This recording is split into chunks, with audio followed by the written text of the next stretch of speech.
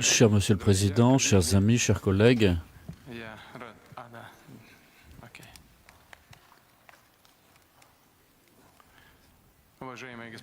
cher Monsieur le Président, chers amis, avant tout, je tiens à vous exprimer ma gratitude d'avoir répondu à notre invitation et être venu ici pour participer aux travaux du deuxième sommet Russie-Afrique. Je pense que vous serez d'accord avec moi que cette rencontre a été utile, diverse.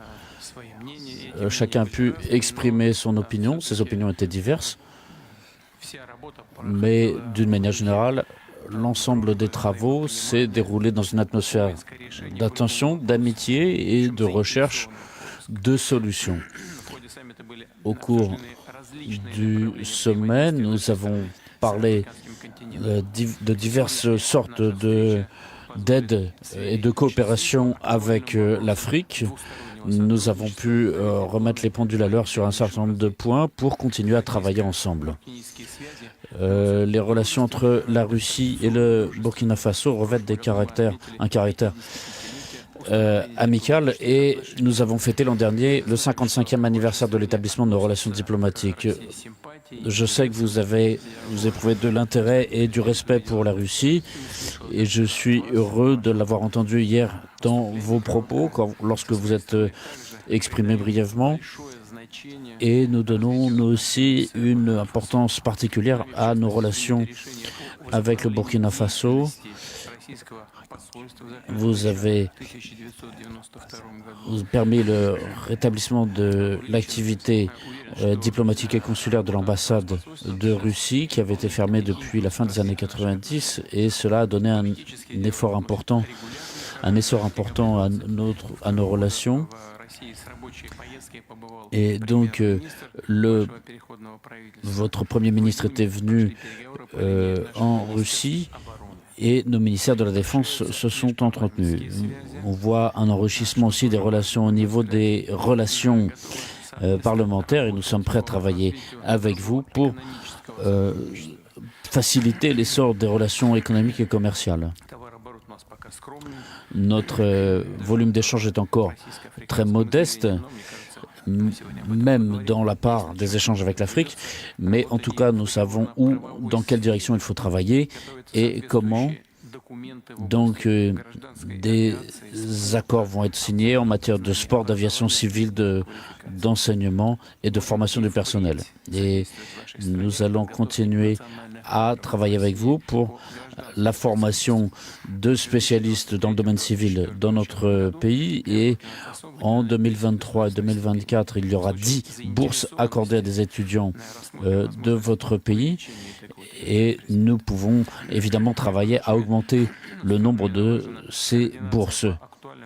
Nous travaillons sur l'harmonisation de nos positions à l'international et notamment sur les plateformes de l'ONU et d'autres organisations internationales. Et notamment, nous allons apporter une aide humanitaire au sein du FAO et à hauteur de 10 millions de dollars. Et 2 millions iront justement au Burkina Faso. Cher Monsieur le Président, chers amis, nous sommes très heureux de vous accueillir ici en Russie et heureux de cette rencontre d'aujourd'hui. Je vous remercie.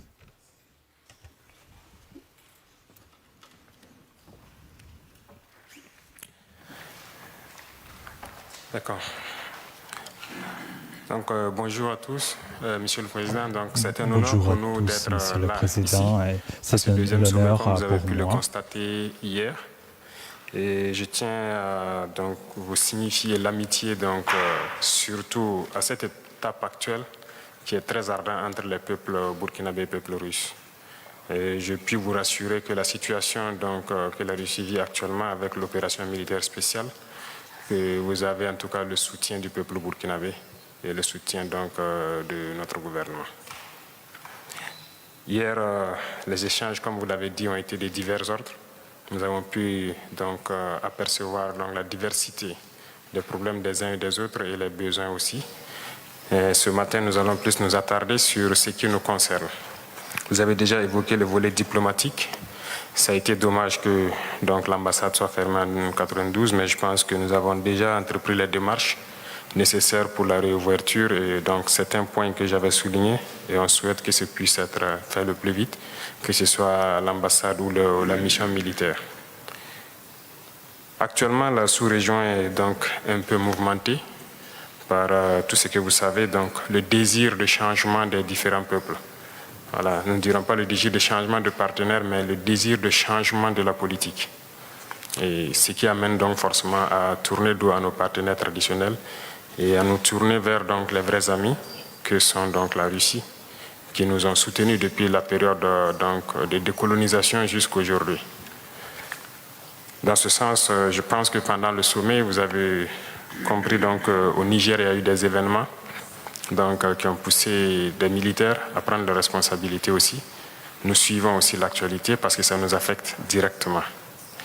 Ça nous affecte en ce sens que hier, après mon allocution, à la pause, j'ai eu des échanges avec certains chefs d'État qui pensent donc nous pointer directement du doigt, être auteurs donc de ce qui se passe dans la sous-région. Donc, c'est à vous dire aussi que indirectement, voilà, certains pensent que c'est l'effet donc de la Russie. Et comme vous pouvez le constater sur la plupart des médias occidentaux, qui continuent donc de véhiculer ce genre de messages. Donc c'est un paramètre à prendre en compte dans la diplomatie.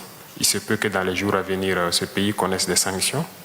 Et nous devons de les soutenir tant que leur direction sera donc la même chose que nous souhaitons, c'est-à-dire un monde multipolaire vers leur souveraineté, en tout cas changer carrément de partenaire. Parce qu'actuellement, nous menons la même lutte contre le terrorisme avec ces États. Et du fait que nos partenaires sont différents, on est bien voisins, mais on n'arrive pas à collaborer. Et on espère qu'avec la nouvelle donne, on pourra se soutenir. Beaucoup d'échanges ont eu lieu donc, entre ma délégation et les sectoriels donc, de la Fédération de Russie. À ces échanges, comme vous l'avez signifié, les échanges commerciaux sont assez faibles entre nous et on espère donc les voir remonter rapidement. Déjà, avant qu'on arrive ici, il y a eu un accord qui a été signé entre une société russe et des entrepreneurs burkinabés dans le cadre de l'exportation donc, des produits comme la mangue. Avant, ça s'exportait. Cette année, nous avons rétabli l'aéroport de la région productrice. Et les mangues s'exportaient vers l'Allemagne et la Néerlande et tout, qui réexportaient donc vers la Russie ici.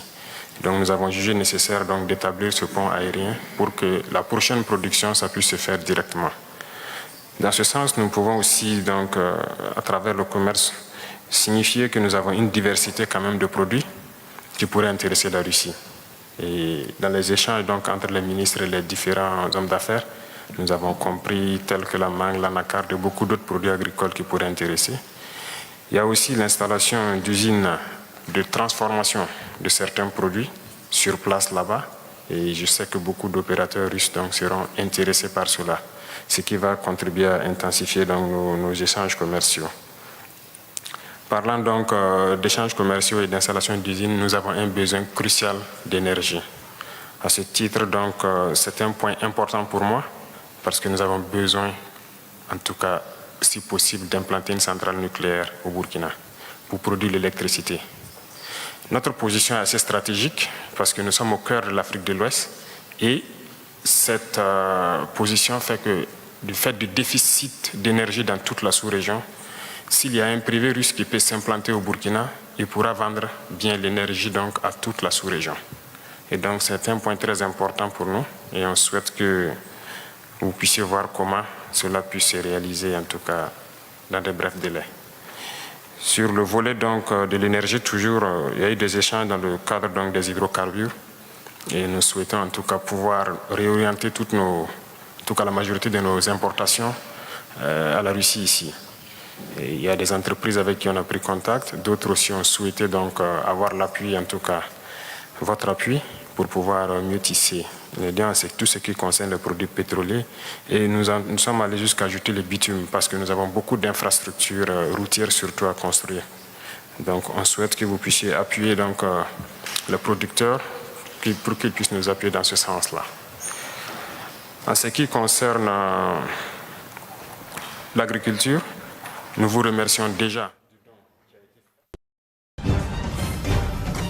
Afrique Média, le monde, c'est nous.